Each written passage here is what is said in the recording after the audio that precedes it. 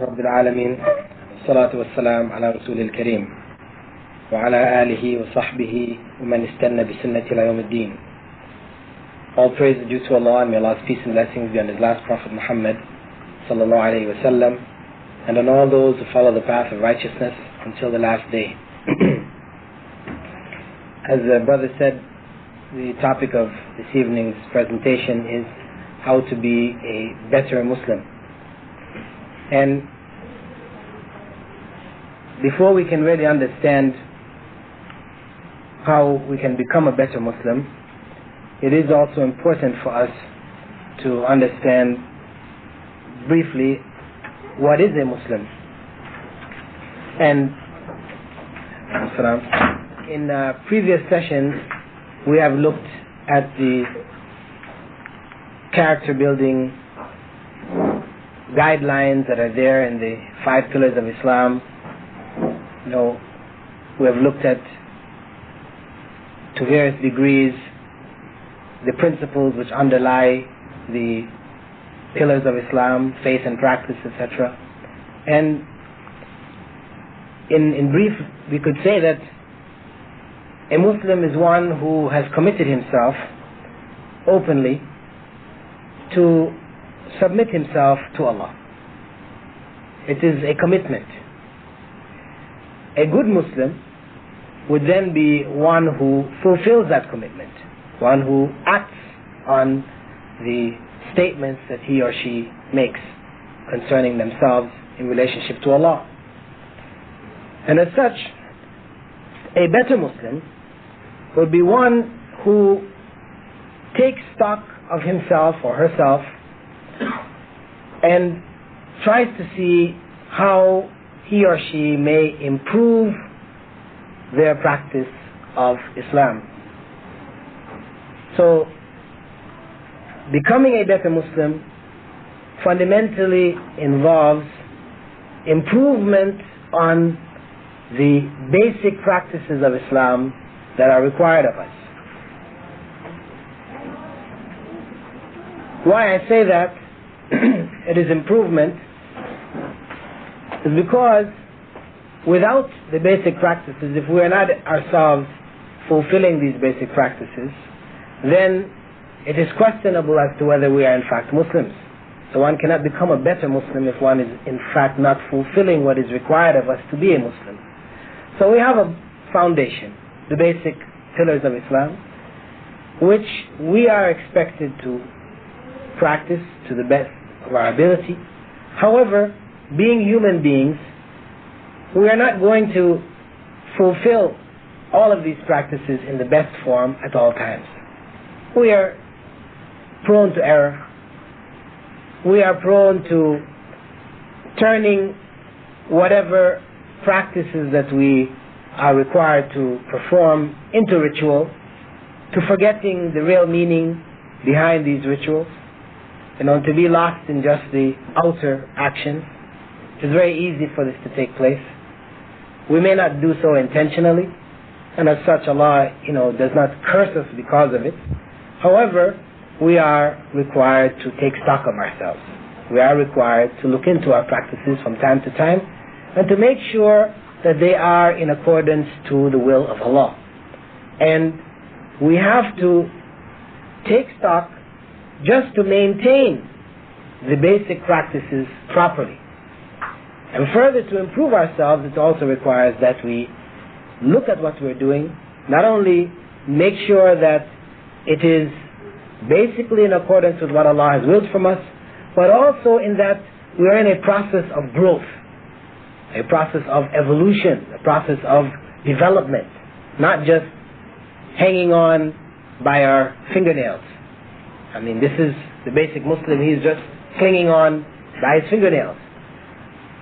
One who is a better Muslim is one who has pulled himself up, he is trying to improve, to develop, to achieve the goals that are behind the principles of Islam, the higher spiritual, moral goals that Allah has ordained for us in these pillars.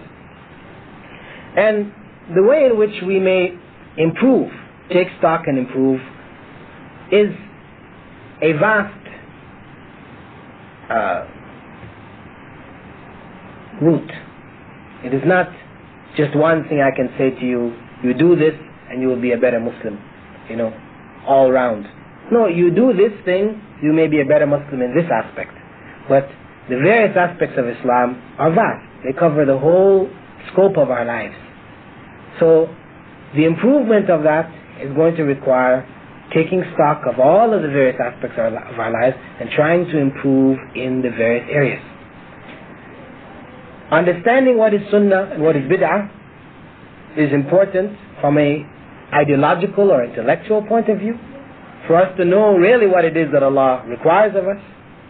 But there are certain other aspects which have to do with what we could say are voluntary acts, which in fact make the difference between a Muslim practicing and a better Muslim.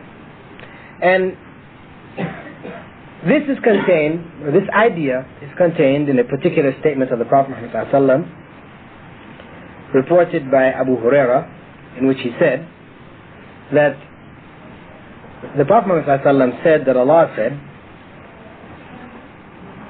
I have declared war against whoever acts with hostility towards a friend of mine. The term for friend is wali, which is normally translated as saint. But we have explained in previous lectures that this refers to one who is close to Allah, one who Allah considers to be a friend of His. And Allah is a friend of that individual. That is, one who submits himself or herself to Allah automatically falls in the category of being a friend of Allah. So Allah said, this is a hadith, what is called Hadith Qudsi. The Prophet Muhammad ﷺ is narrating to us something directly from Allah. He said that Allah said, I have declared war against whoever acts with hostility towards a friend of mine. My servant does not come closer to me with anything more beloved to me than what I have made obligatory for him.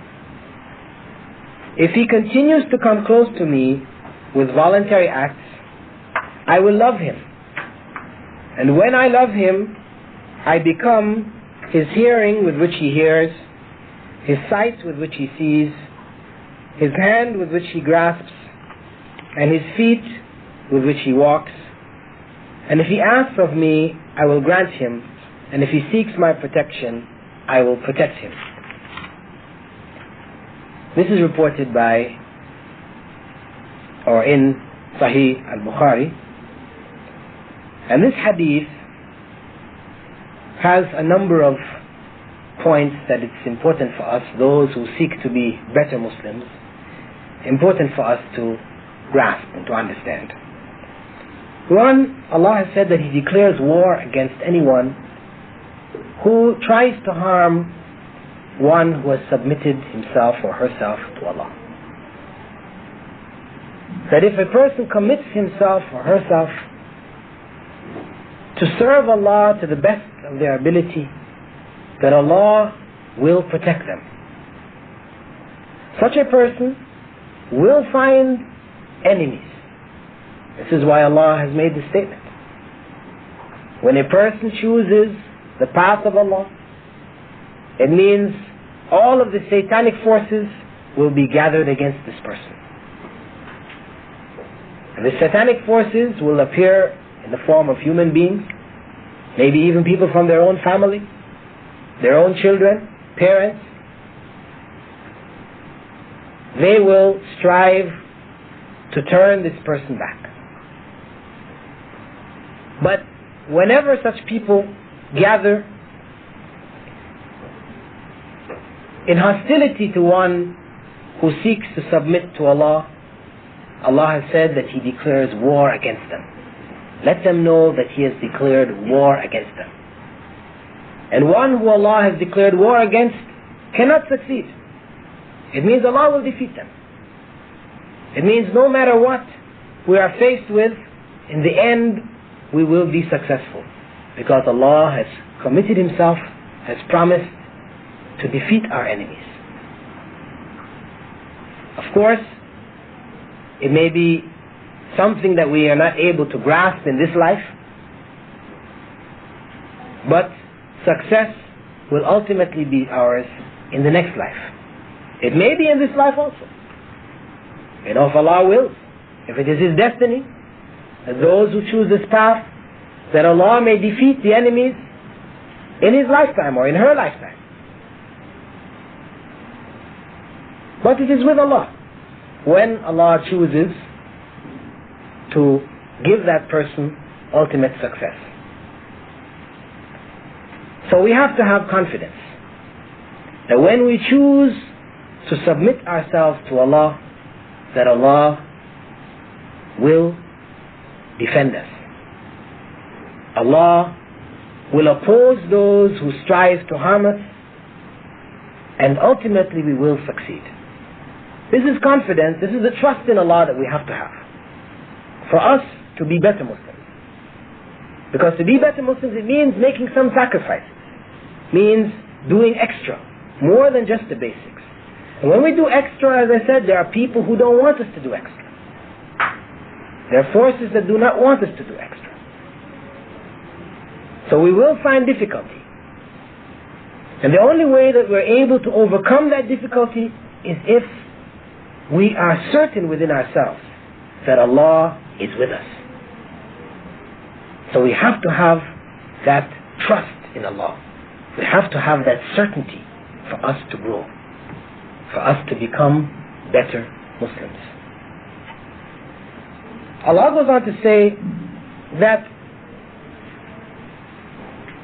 of the things that we can do to come closer to Him, those which are most beloved to Him are the compulsory or obligatory duties. I mean, this is where we start from. When we start to take stock of ourselves, to try to improve ourselves, we have to start with the obligatory duties. We cannot start from a set of voluntary acts. If our obligatory, this is our foundation, if that is not tight, then whatever else we're doing is a waste of time. Because Allah will ask us first and foremost about our obligatory duties. See, what we find is that those people who have chosen a deviant path, under whatever title that they choose, what they will do is that they will neglect this foundation. And they will bring for you a series of voluntary things that you can do. Many, many things which will keep you very busy. But in fact, these things take you farther away from Allah rather than closer to Allah. You cannot put a voluntary act before an obligatory act. This is why, for example, when the time for prayer comes, the compulsory prayer, if we haven't done the sunnah and the iqamah is given for the compulsory prayer, we have to go and do the compulsory prayer and then we can do the sunnah after. Sunnah is voluntary. It's additional. The compulsory takes precedence over the voluntary. If you haven't made Hajj before, your mother or your father died and they intended to make Hajj, but they didn't. Islam allows you to make Hajj for them, but not before you make Hajj for yourself. That which is compulsory on you has to be given precedence over something additional, because you making Hajj for your parents is not compulsory. If you didn't make it, Allah will reward them anyway for their intention. If they had a sincere intention to make the Hajj, Allah will reward them for that intention.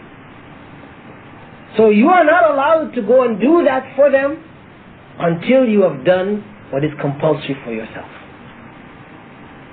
So when we start to look at ourselves, to take stock of ourselves, to improve ourselves, we have to start with that which is obligatory on us. Because that is what is most loved to Allah. And when we say that we strive to be better Muslims, what we're saying in fact is we're striving to become more beloved to Allah, that Allah will love us more. And the basis of that love is on the obedience to what Allah has commanded.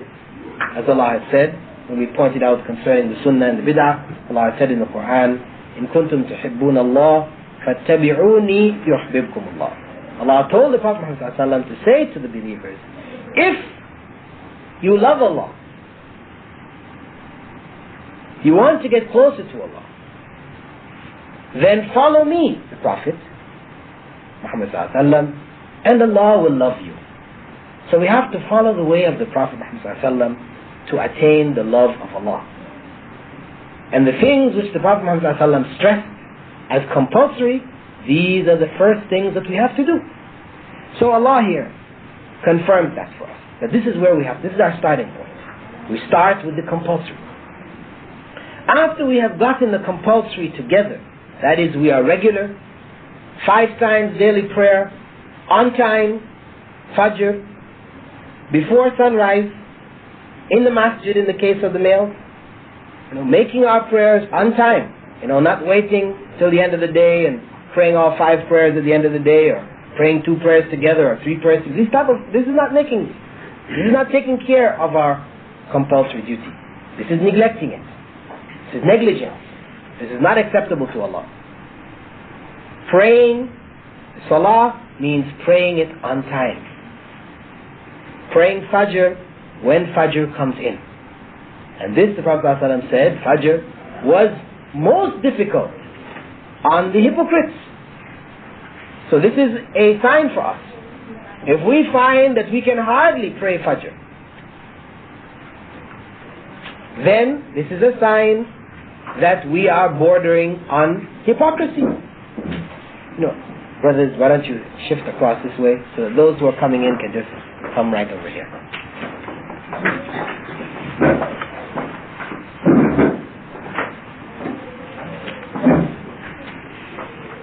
So,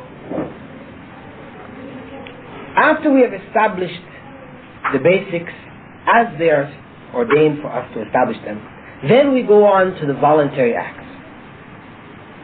And the more we do the voluntary acts, the more we come closer to Allah, and Allah will love us, as He has promised. If we do additional voluntary acts, all the various acts of Islam, there are voluntary acts which are connected with all of them. So we try to do as much of them as we can. The more we do, the more we earn the love of Allah.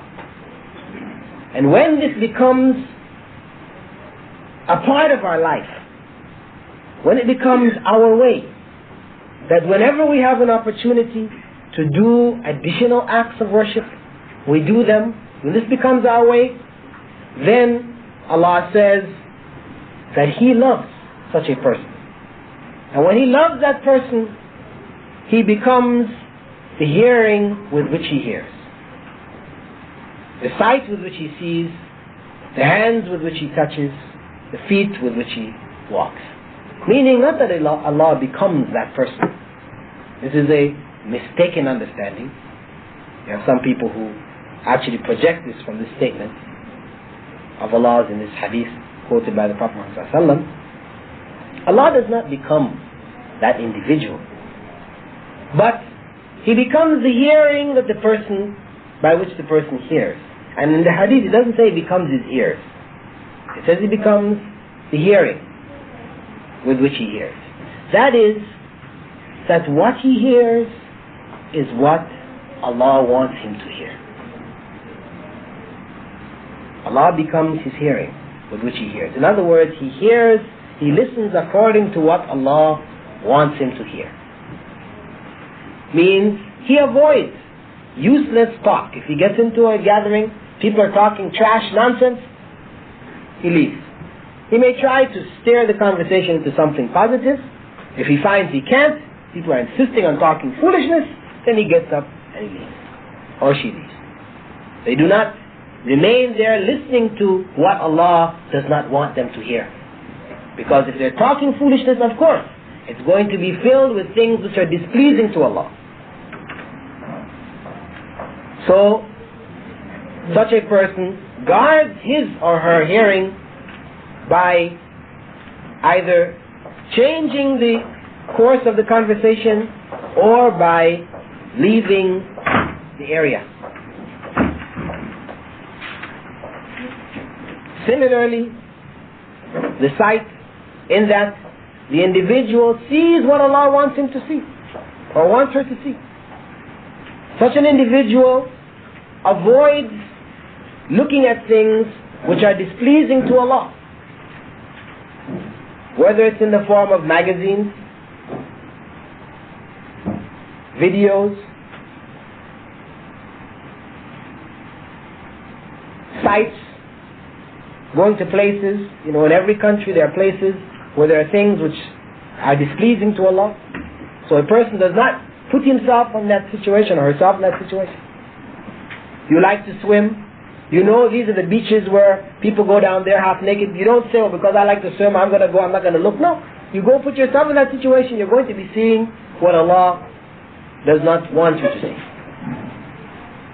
So such a person lives his life in such a way that he only sees what Allah wants him to see. Of course, as human beings, it means that there's some things that are going to pass in front of your sight which Allah does not want you to see. However, the point is that you do not dwell on it. You look elsewhere. You change your circumstance. You find other options.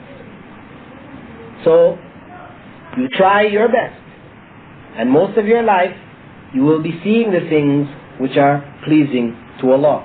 Similarly, the hand with which he grasps, that is, the hands, you earn your food, your daily needs through your hands, that what you earn is halal. What you take is halal. That is what Allah wants for you. So this is how you operate in life. You do not touch what is haram. Whether figuratively, as we said in the case of income, or literally, in the sense of, for example, the issue of shaking the hands of women. This is something in Islam which is prohibited.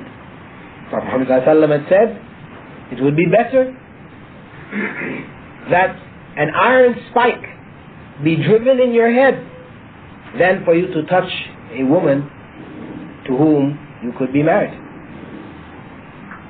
This is something that the Prophet Muhammad ﷺ informed us.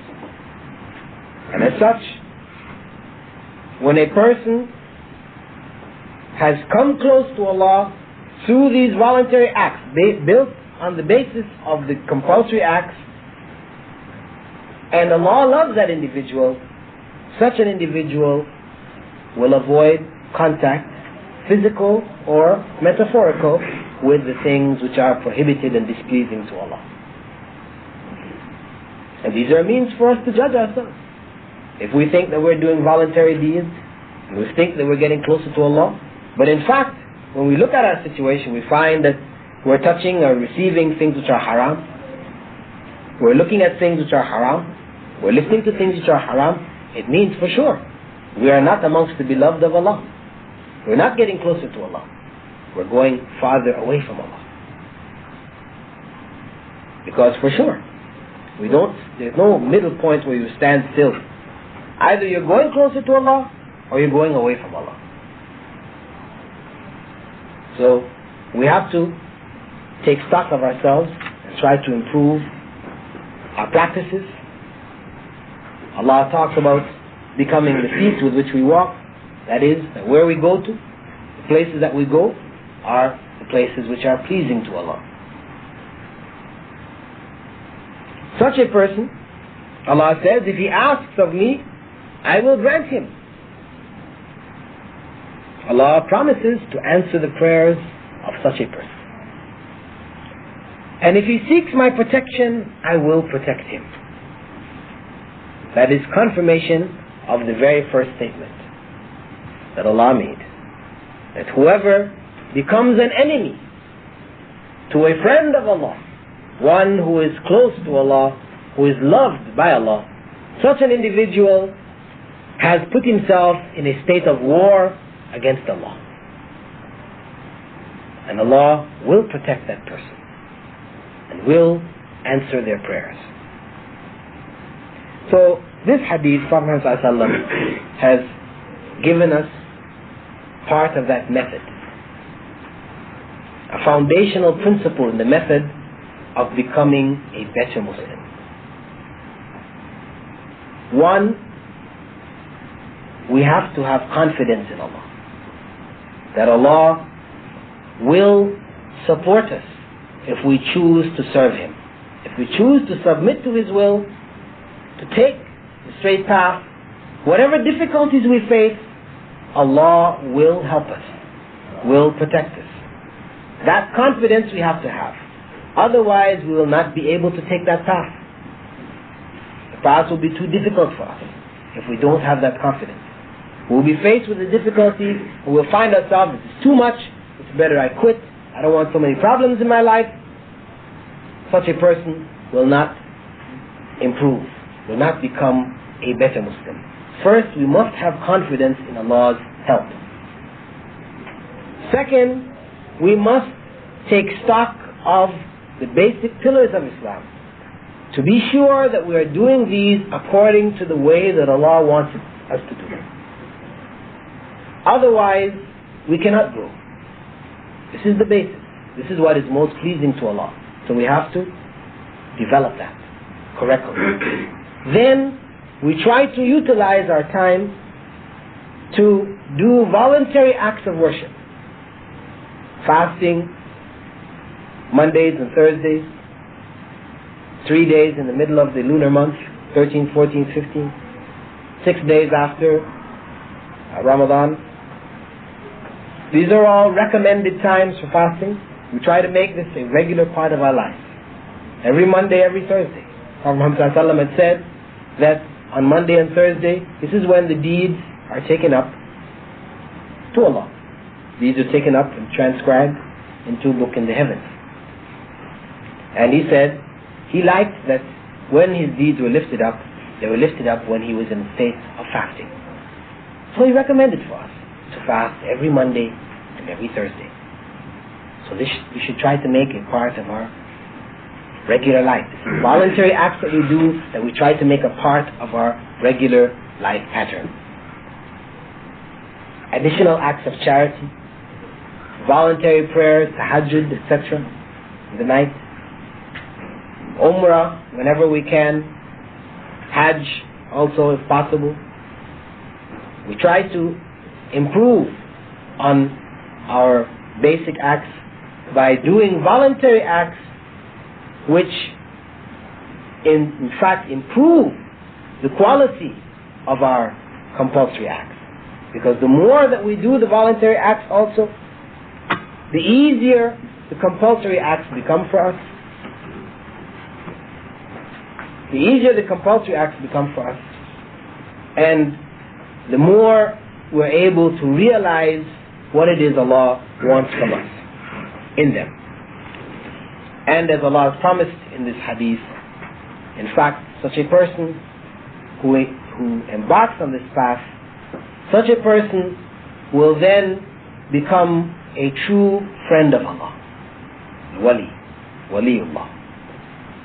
One who will see what Allah wants him to see, or her to see, hear what Allah wants them to hear, will do what Allah wants them to do, will go where Allah wants them to go. In that way, we can, inshallah, become better Muslims by applying the principles involved in this hadith which Prophet ﷺ said. Related to this hadith is another statement of the Prophet ﷺ, reported by Ibn Abbas, in which he said that the Prophet ﷺ said, نعمتان مغبون فيهما كثير من الناس الصحة والفراغ. There are two blessings about which most people are deceived, are defrauded: health and spare time. This is reported by Imam Bukhari also.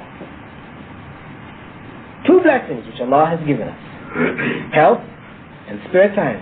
Most of us are defrauded. Defrauded meaning that this is something by which we could have improved the quality of our lives. However, Satan has tricked us. Satan has tricked us, and we have not been able to benefit from them. So we have been defrauded. We have been deceived. We have been tricked. Good health. Why? Because people, when they have good health, there's so much of the voluntary things that they can do, but they don't do it. People think, when I get old, this is when I'll become a pious person. What happens though, that when people, it's not just getting old. People get old, they get feeble. You can lose your health, you can become sick. And then, even to do the compulsory acts becomes a great strain. So all your plans about doing all these voluntary acts now in your old age, when you had nothing else to do, right? You find yourself in a situation where you can hardly even do the compulsory. So you've been deceived. You've been fooled. The time when you should have been doing the maximum of voluntary acts was when you had good health, when you were still relatively young. This is when we have to try to do the maximum.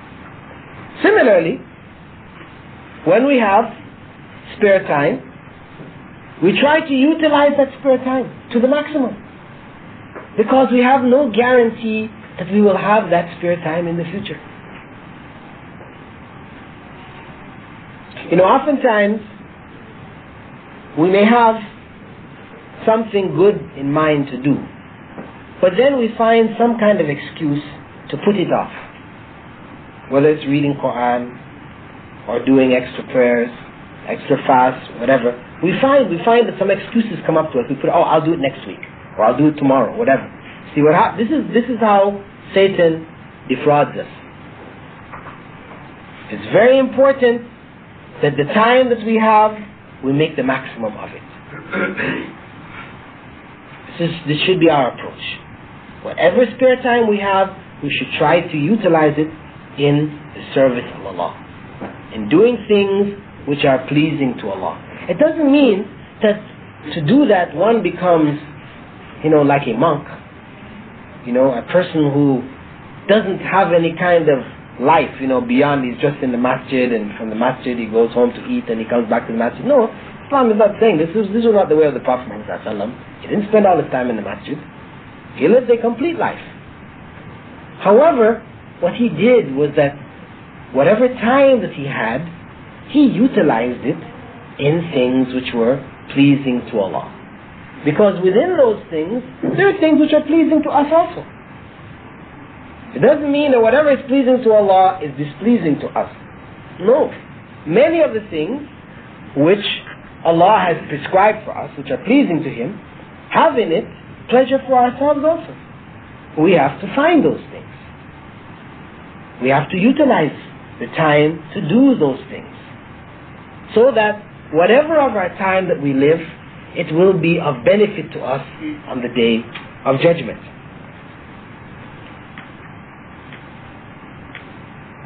The Prophet Muhammad ﷺ had further said,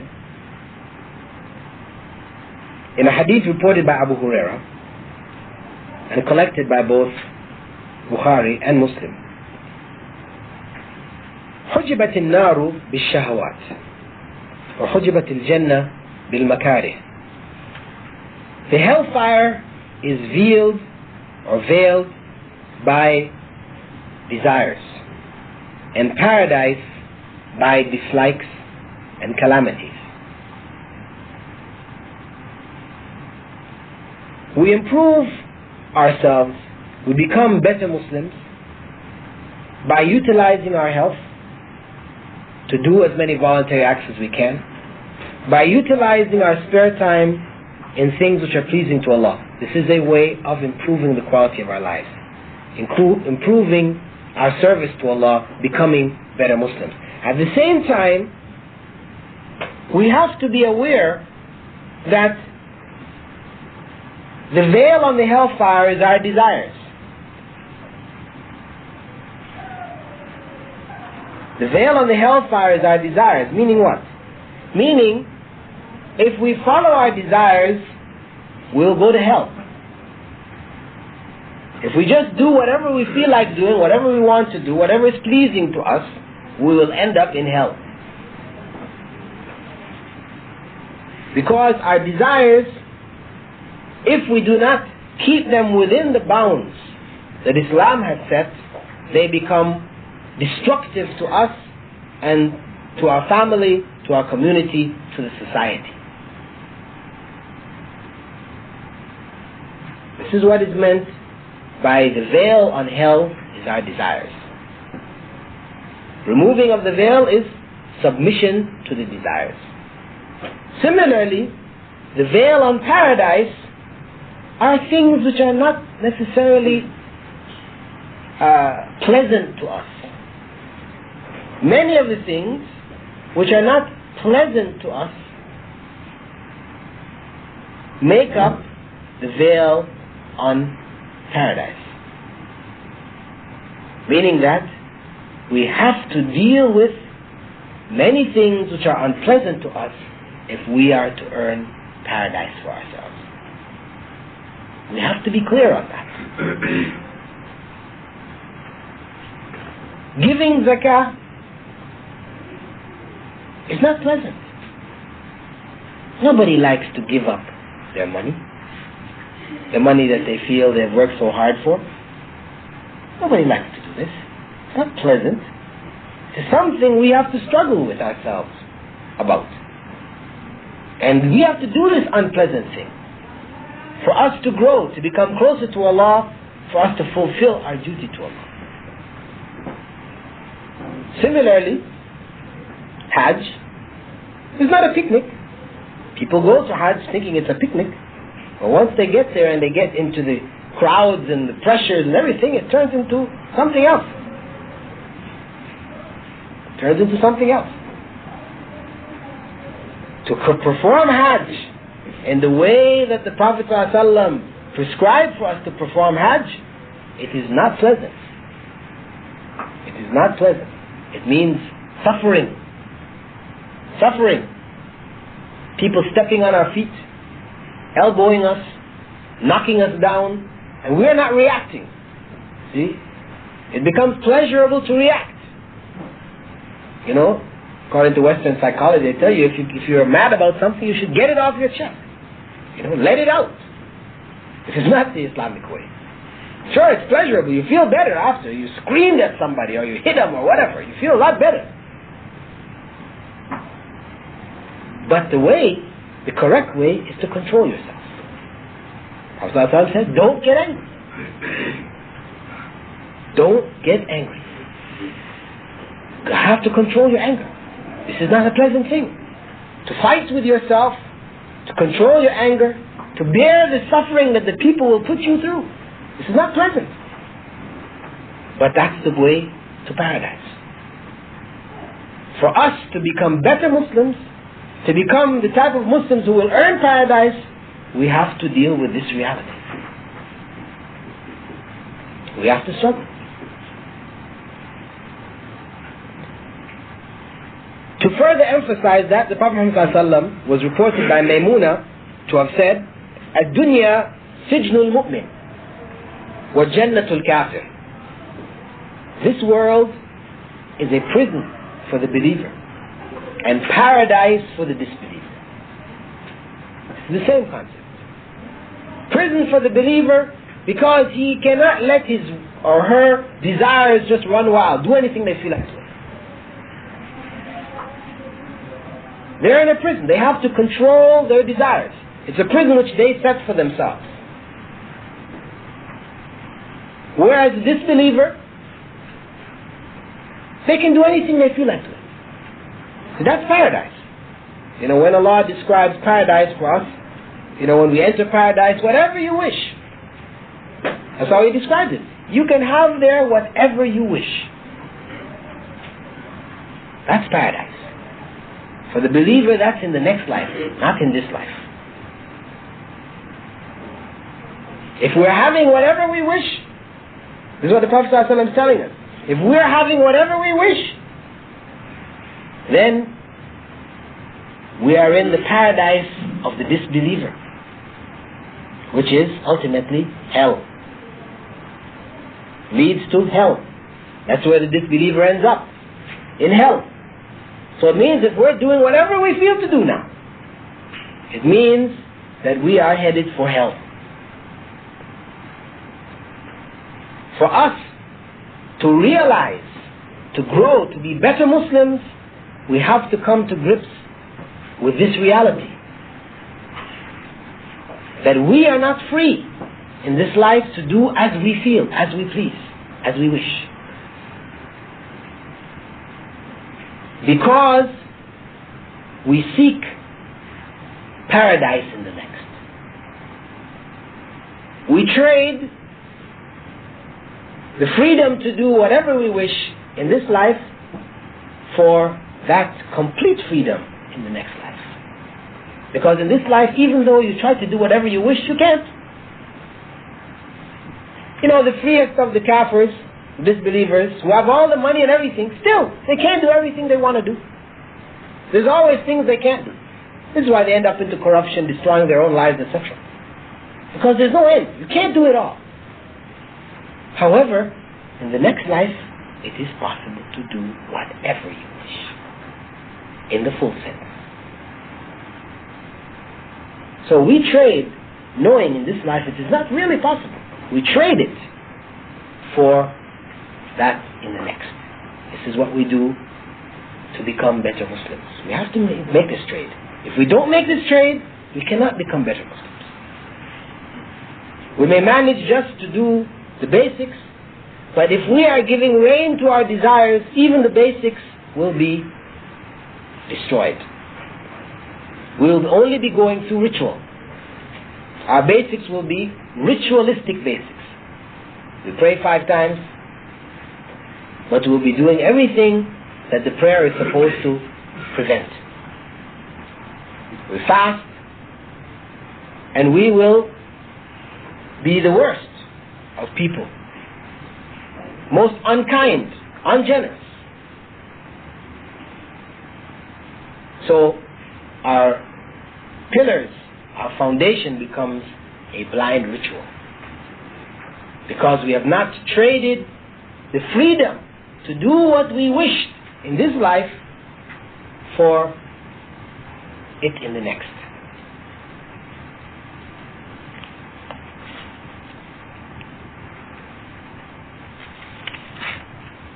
On another occasion, Ibn Umar reported that the Prophet ﷺ took a hold of his 2 shoulders, and said to him, being in this life as a stranger, you know, when you're a stranger in an area, you don't feel attached to this area. You know, you are, according to the definition here, we are all strangers, what they call ajams. We're all strangers here. You cannot live here in the sense of buy a home, do what you want to do, make this your home. You cannot make this your home. You're a stranger. So there's a lot of things you won't do here that you will do back home. You won't buy a lot of stuff that you know you'll have to leave behind here. When you're home, you'll buy up all kinds of things because this is home. You buy it and you keep it here. But here you won't do this. You'll try to live with a minimum. You don't want to spend too much money here because it's not home. You're a stranger. That same way, really, you should look at this life. This is not the home. Home is the next life. This one here is a short period that we're here, and we can't take anything with us from this life except our deeds. So this is how we should treat this life, as a stranger. You only take what is necessary.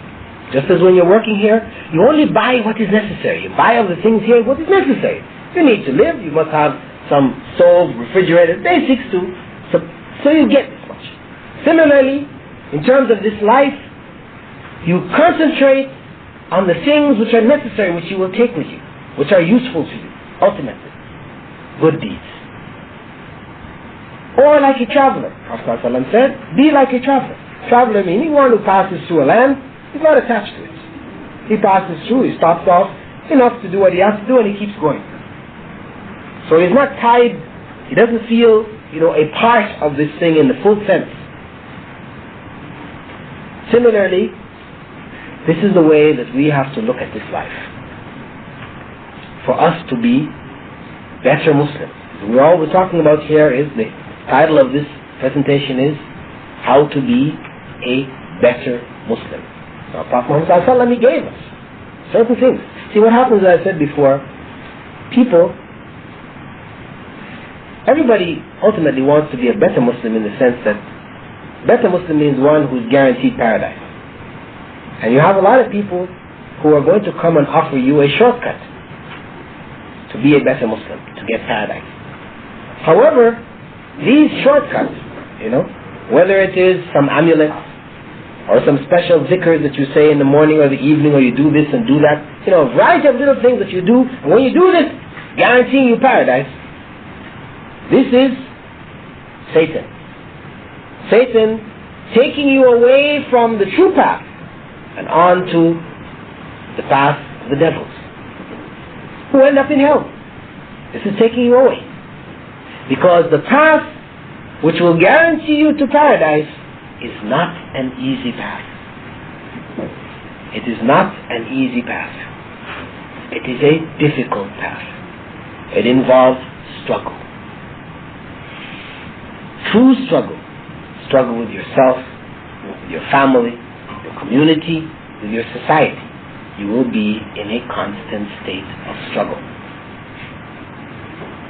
And these are the principles the Prophet ﷺ has outlined for us. See, when we go back to the Sunnah, we go back to what the Prophet ﷺ gave us, it is there. The path, the way is there. There is much which I have presented to you this evening, just a few hadiths of the Prophet ﷺ. A few statements of his. In these few statements, there is so much. If we manage to do a quarter of it, alhamdulillah, for sure we will be better Muslims. For sure we will be on that path. There is much to do. Plenty in the guidance of the Prophet Muhammad ﷺ for us. This is why when he used to give a talk, he had a special opening speech he gave, which is called Khutbatul Hajah. And at the end of it he would say, إِنَّ أَصْدَقَ الْحَدِيثِ كِتَابُ اللَّهِ. The most truthful of speech, of sayings, is the book of Allah. وَإِنَّ خَيْرَ الْهَدِي هَدِي مُحَمَّدٍ. And the best form of guidance is the guidance of Muhammad. See what he said? He always used to repeat this. His guidance is the best. So if we want to be better Muslims, we want to guarantee for ourselves paradise, then we have to go back to the guidance that He has given us, the way that He has provided for us. And this is what he was talking about. For us to improve ourselves, we have to treat this life as if we are strangers, travelers, taking from it what we know is necessary, what will remain with us, which we will need for later on. That is righteous deeds. We put our greatest efforts into doing righteous deeds. And we only take from this life the other things which are absolutely necessary for our survival. We try not to accumulate what we do not need.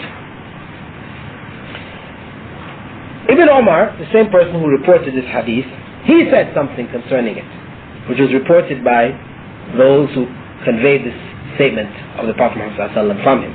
He said himself, when you're in the evening, do not wait for the morning. إذا أمسيت فلا تنتظر الصباح. In the evening, you find yourself in the evening, don't wait for the next morning. In other words, putting off things to the next morning for yourself to do. I'll do it tomorrow morning. Similarly, he went on to say, وَإِذَا أَصْبَحْتَ فَلَا تَنْتَظِرِ الْمَسَاءَ. And in the morning, when you find yourself in the morning, don't wait for the evening. Don't put off until the evening things that come to your mind, good things to do in the morning. Because as I said, this is the way that Satan, the devilish forces, cause you to miss out on the opportunities which Allah has given you in your life to serve Him and to come closer to Him, by putting off from the morning to the evening, from the evening to the next morning. He went on to say, وَخُذْ مِنْ صِحَّتِكَ لِسَقَمِكَ. And take from your good health, when you have good health, for the time when you get sick. You try to do as much as you can when you're healthy, so when you get sick and you're unable, you have surplus. And min hayatika limautik. And from your life for the time of your death. You try to do as much as you can while living, so that you will have a surplus which will benefit you when you die and you can no longer do any more. This was the advice of Ibn Umar.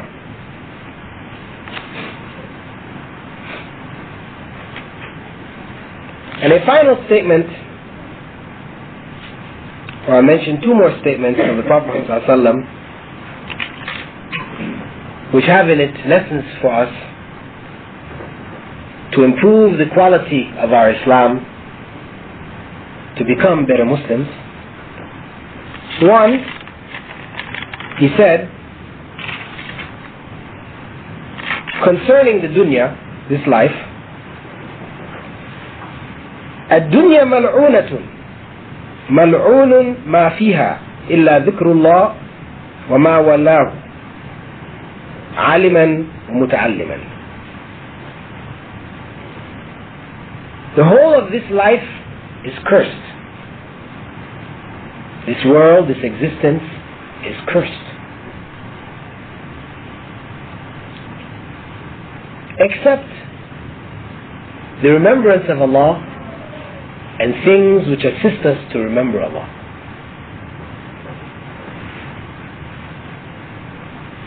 A knowledgeable person and one seeking knowledge. This is it.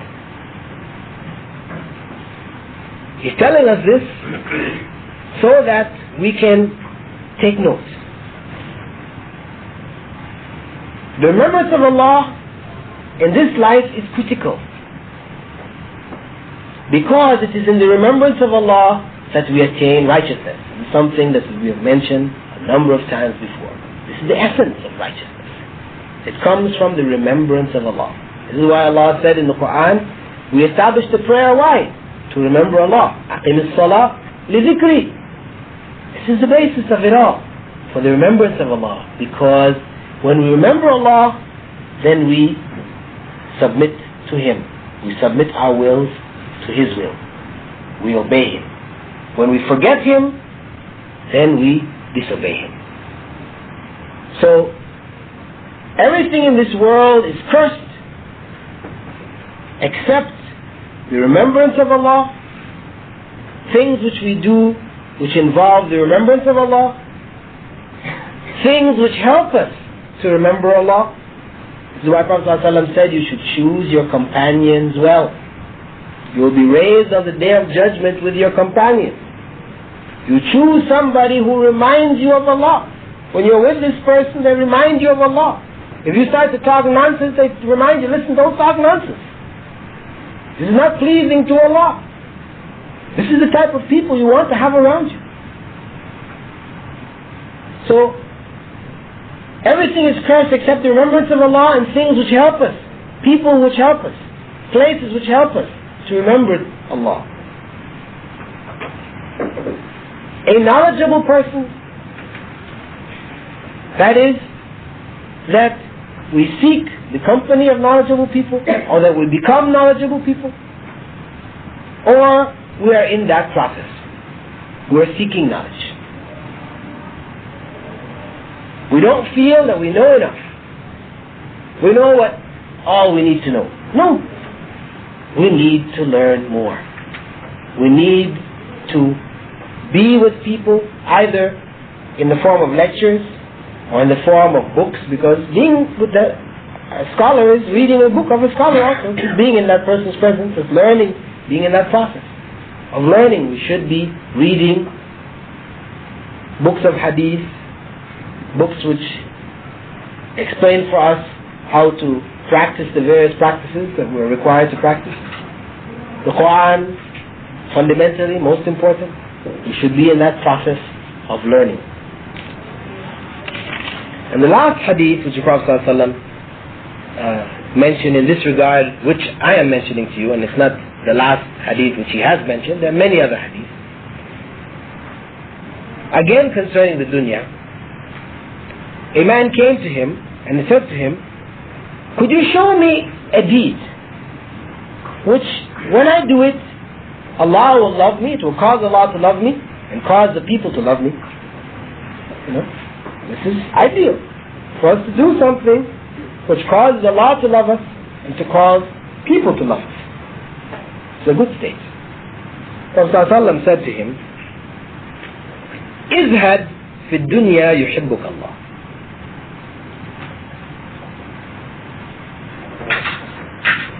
Restrain yourself in this world and Allah will love you.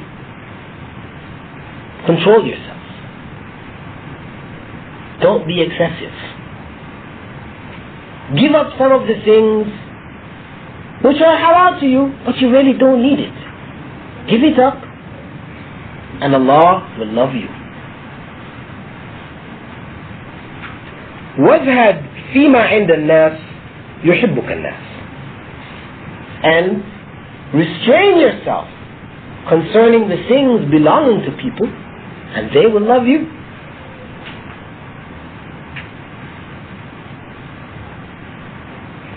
That is, there are things which people have which you may have the opportunity to take from, which will be halal to you. We're not talking about haram now, because of course haram, this is of course gone into a whole other category. We're talking about within the halal. There are things which are halal to you, which belong to people. But if you restrain yourself, hold back from taking these things, people will love you.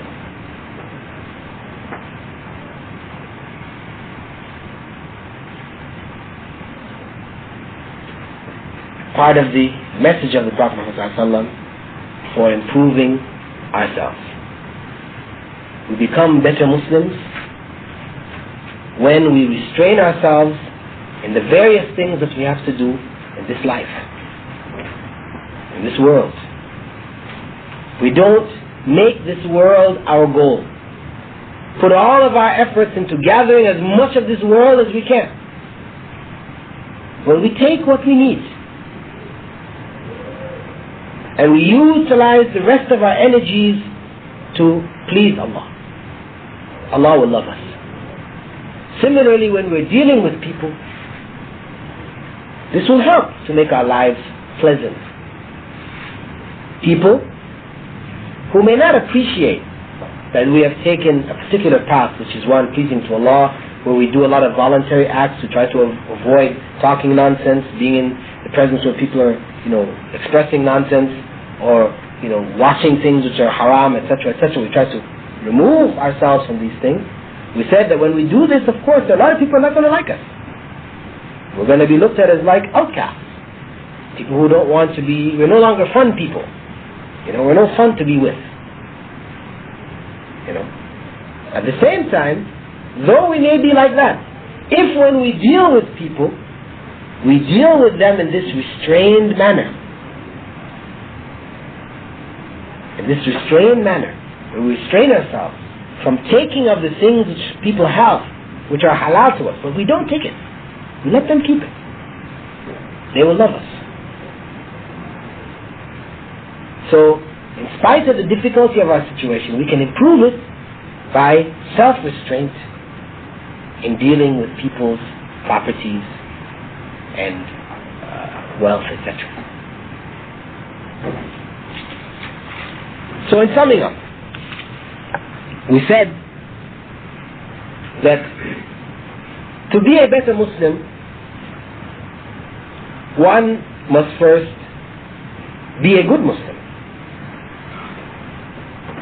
That is, we have to establish the foundation of Islam in our lives. That which is compulsory, we have to deal with without any kind of resistance.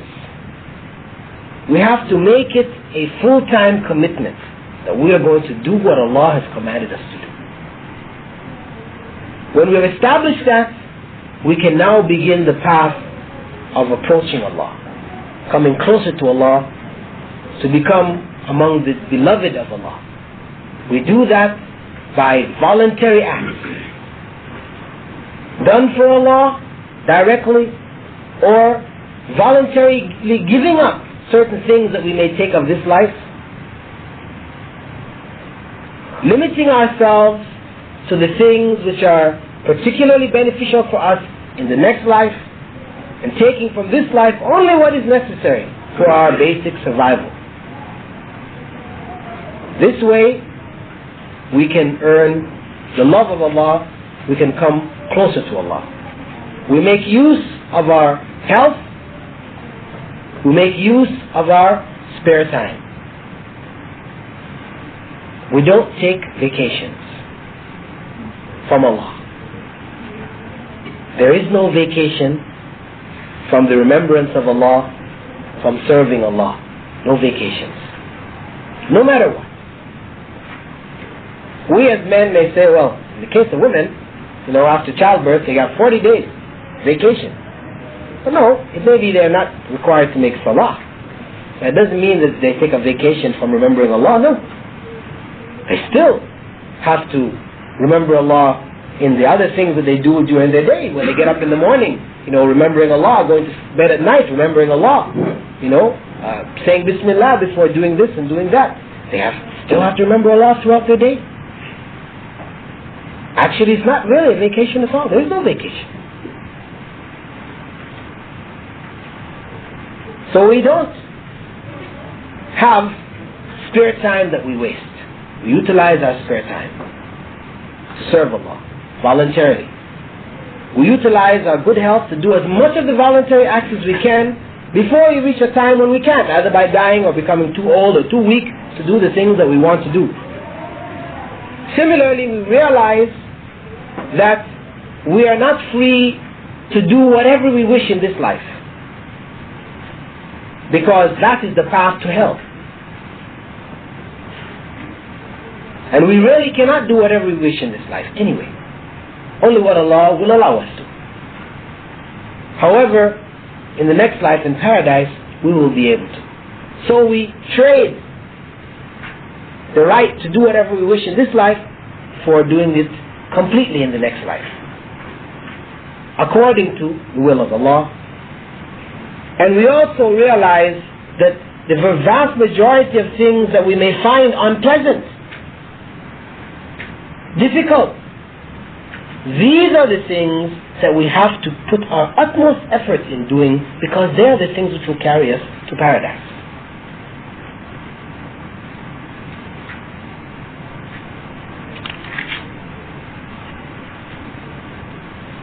And in closing, we have to remember that whether we consider ourselves to be a stranger in this life or not, we are strangers. Prophet ﷺ advised us to be as a stranger. We are strangers in that the period of time that we spend here is short, and when we die, we cannot take the majority of what we have accumulated with us. We can't take it. Just as if they gave you an exit visa tomorrow, you got to leave the country, there's only so much that you can take with you. Same way, when the angel of death comes, the only thing you can take with you are your deeds. So you are a stranger, whether you realize it or not. It is for you to realize it. And if you do, then you can become a better Muslim who would then be beloved to Allah and would then, inshallah, attain paradise in the next life and would be blessed in whatever we do in this life. As the Prophet ﷺ said, the life of the true believer, the one who's close to Allah, is a very strange and amazing thing. It's all good. And this is only the case of the believer. When a calamity befalls him, he is patient, and Allah rewards him for it. And when good comes to him, he is thankful to Allah, and Allah also rewards him for it. I will stop here, inshallah, and allow you all to ask any questions you'd like to ask, concerning the topic, being a better Muslim.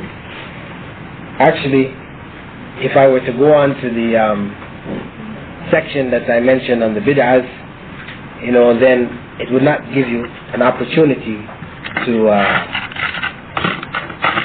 ask questions.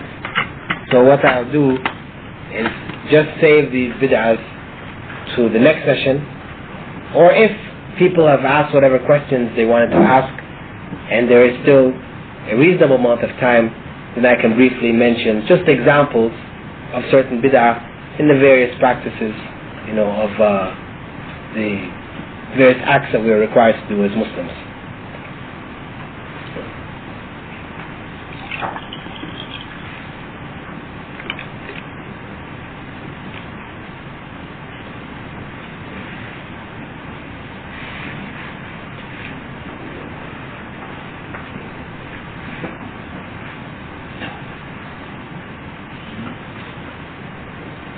Everybody is satisfied with what it means to be a better Muslim?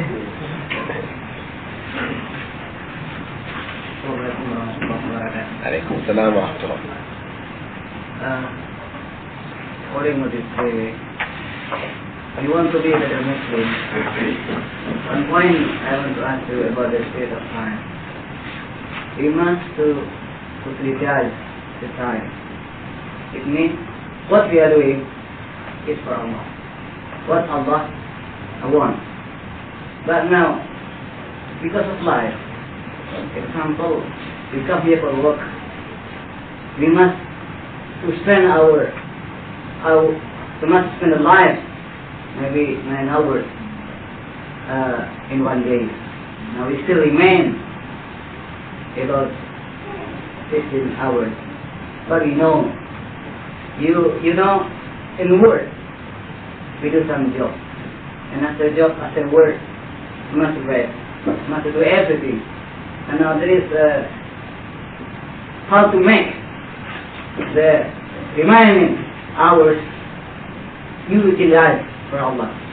I think if you can only do small and less hours for Allah, and now if you do this condition too long time, I think we cannot utilize the time.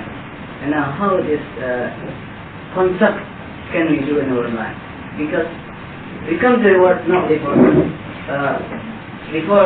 you cannot only do the thing for Allah, but you can do the life. Now this contrary what the concept. How to make this thing, you can follow the explanation about it. Okay. See, as I said, Islam covers all aspects of our lives, which includes work.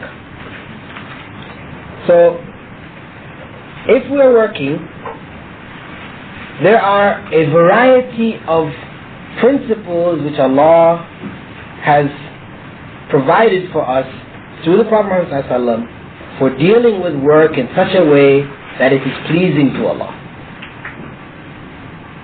See, if we come to work and we think of work as being separate, we have the other part of our life which we can try to find time to deal with Allah, But then during work time, it's like we are now become slaves to the dunya. See, this is a mistake on our part. Because this period of time when we're working, this should not really be any different from the period of time when we're not working. It is all one. There is guidance from Islam for the time when we're working as is for the time when we're not working. So it means from the time that you start the job in the morning, whatever your job is, there are things which Allah requires of you. That you try to remember these things, you try to do your work in accordance with the law of Allah. By doing that, you are utilizing your time for the pleasure of Allah. You see, you are dealing with your basic needs because you're here in this life. Some things you have to provide. But at the same time, you're not letting that become so important that you now forget Allah. But you do it according to how Allah wants you to do it. So you're honest in your dealings. There are opportunities for you to steal things, to cut corners, to cheat, to lie. All these different opportunities are there. Working in a hotel. You may be dealing with corrupt people. These corrupt people may have some things that are very attractive. How do you deal? This is your work. Now you are tested. Will you obey Allah? You know this person is a corrupt person. What do? You advise the person to become good. And if the person is displeased and despises you, then you avoid them. So in your work, in the course of your work, you're pleasing Allah. You're commanding the good, you're prohibiting the evil. You're avoiding the evil, you're seeking the good. So it is a 24-hour affair. These things you will be doing, some of them will be compulsory things, some of them will be voluntary things. Do you understand? You're doing a job, you're told to do a particular job. This job requires you, to do a specific thing. However, there are other things that you can do, which you may not get money for, but it is part of doing your job well. You understand? You can do a job which is the bare minimum. If somebody can say you didn't do your job, but then there's doing your job well. And the Prophet ﷺ said, إِنَّ اللَّهَ يُحِبُّ مِنْ أَحَدِكُمْ إِذَا عَمِلَ عَمَلًا أَنْ يُتْقِنَهُ. That Allah loves from each of you that when you do something, you do it well, as best as you can. So by doing that again, you're pleasing Allah. There's no reward. See, some people are looking at it in terms of reward. If I do this extra, they're not going to pay me anymore. My salary is not going to increase. Or if a person decides to do extra, he's doing it. I'm going to do this extra so that my advisor or my supervisor will see that I'm a hard worker, so he'll give me a better job. He's not doing it for Allah. Both places the person is missed out. Right? It is beneficial to him when it is a voluntary act for the pleasure of Allah to fulfill what Allah requires of him. It may also earn him that extra. But he is not concerned primarily, he's not doing it primarily for that extra. He's doing it for the pleasure of Allah. So I'm sure, and I'm just talking in a general sense.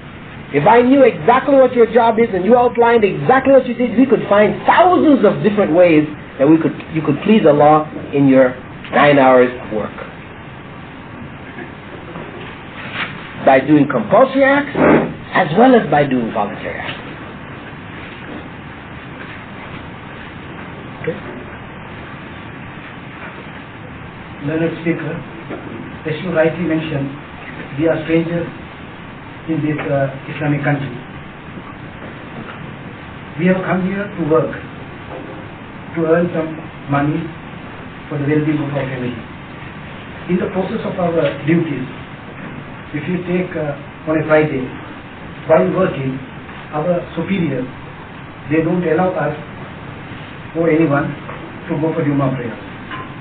In a situation like that, if the employee disobeys the supervisor, he will lose his job. At the same time, if he disobeys Allah, he will get the displeasure of Allah. In a circumstance like that, what can the individual do what action can he take? Well, there are different actions which can be taken here in this life, and there are other actions which can be taken, for the next life. In terms of this situation here, we know that the laws of the country are supposed to provide for the basic needs of Muslims. So there may be, and I'm sure there are some individuals here who, if they were aware of this prohibition which exists where people are prevented from making that they would intervene and cause this situation to change. So it means that one, people may seek such individuals, try to find such influential individuals who can cause the situation here to change. That's one approach.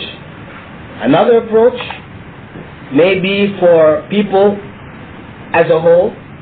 It may be, if one person decides to go to Jummah, that one person can be fired and there's no big problem. But if all the people go to Jummah, then likely they cannot fire the whole staff one time and because the whole functioning of the place will not take place if everybody walks off. So it may require group action. Okay? That's another approach. The third approach, what one has to do is to look into the situation personally, you as an individual. Is your work here absolutely necessary? You see, if you cannot find work at home, there is no work available for you. Your family, if you do not work here and send this money back home, they will starve, they will be out on the street, they will have no place to live. So it's a matter of survival. I mean, purely, truly. I don't mean in the philosophical sense. Because what happens sometimes, people get up in the philosophical sense of survival. Survival meaning having a nice house with a lot of nice things and an extra car and all these other things. I'm not talking about basic survival now. Okay? So, if a person is in a situation where, for basic survival, they have to do this job, then of course, Allah is most merciful. Most merciful. The person feels repentant, they feel bad about the situation, but they're only doing it as long as it is necessary. Once it no longer becomes necessary, then they have to quit. And if they're in a position where this in fact is not necessary, they can find other jobs, maybe not as well paying, but other jobs are available. They have certain skills which are marketable. They can get money without having to compromise their duty to Allah. Then it becomes compulsory for them to give up the job and find another job wherein they do not disobey Allah. Because for sure, to disobey or to displease Allah in order to please our families, our friends or whatever, is misguidance. This is what we spoke about in terms of hell being veiled by our desires. This is our desires. We desire to please our family. We desire to live a pleasurable life, to live a comfortable, pleasurable life. And if we give rein to this desire, you see, at the expense of our duty to Allah, then we have destroyed our life in the sight of Allah. So we have to analyze. We try to do what we can as individuals, as a group. We have to look at our own personal situation and judge and be sure, be certain. And the thing again, see, because what happens is that people think, well, if I give up this job, what am I going to do? Who is going to provide for me? For my family? You see, all these.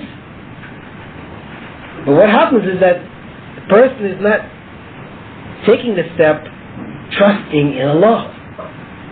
Not believing that if they do make a sacrifice to please Allah, that Allah will help them.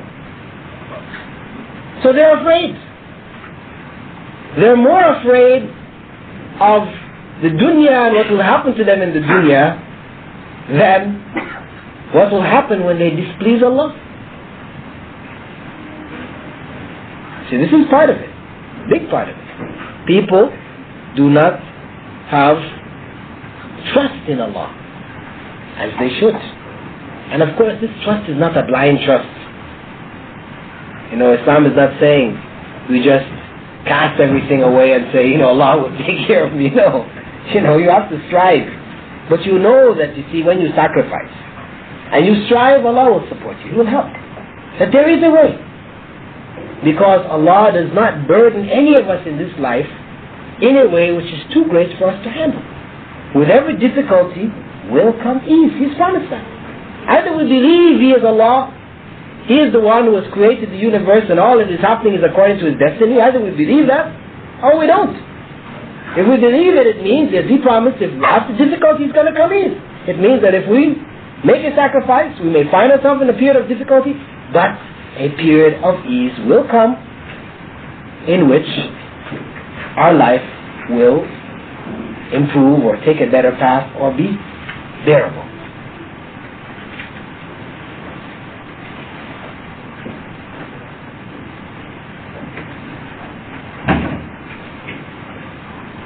As we say, to please Allah, the obligatory prayer or the obligatory principles to be followed. Taking practical example, doing this obligatory way of Islamic life is more easy in this part of the brain.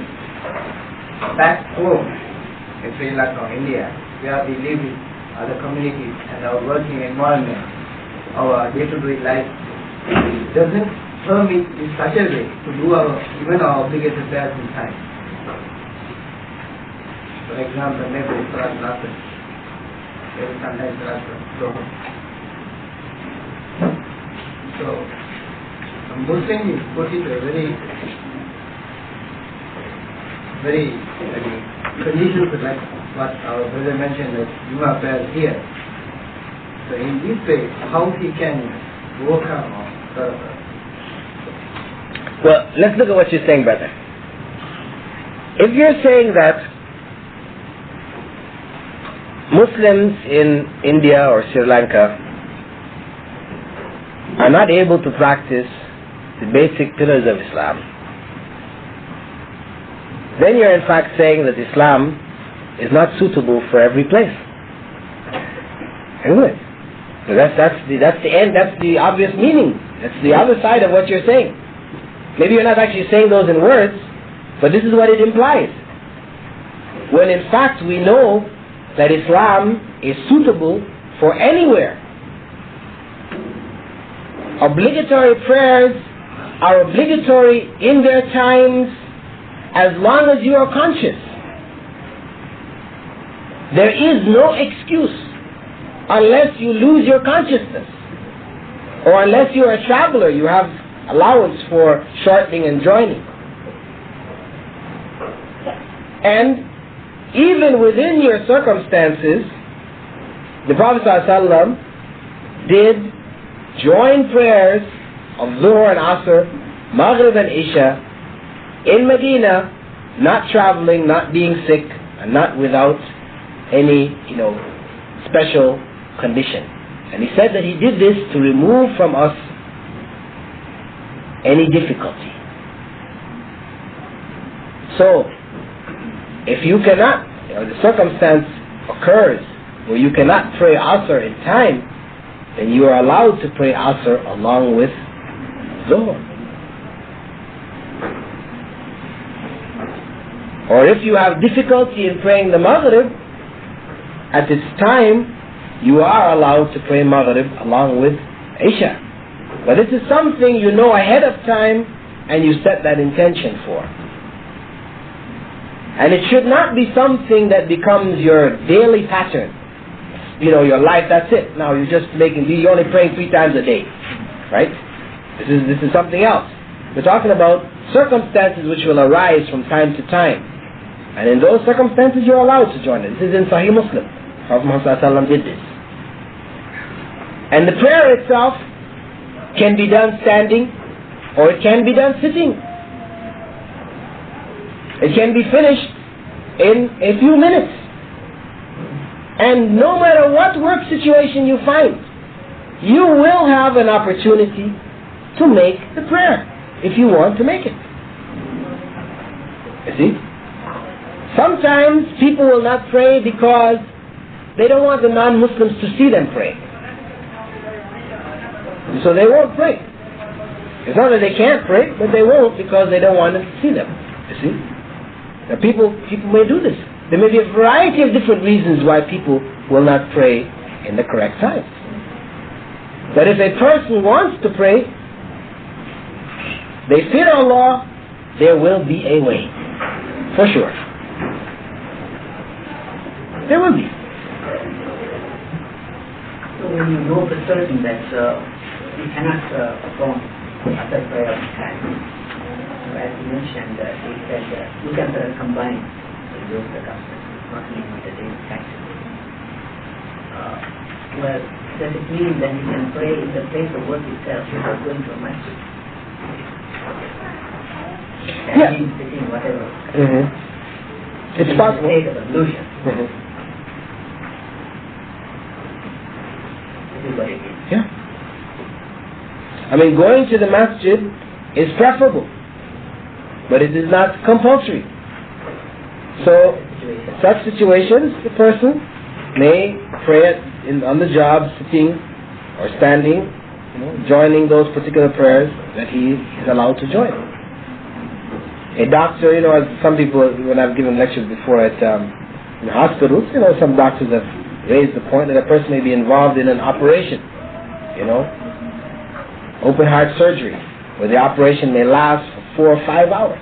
So they know going into that operation that they will not be able to pray Asr in time. They start at a particular time, then they pray it along with Dhuhr in the beginning of Dhuhr.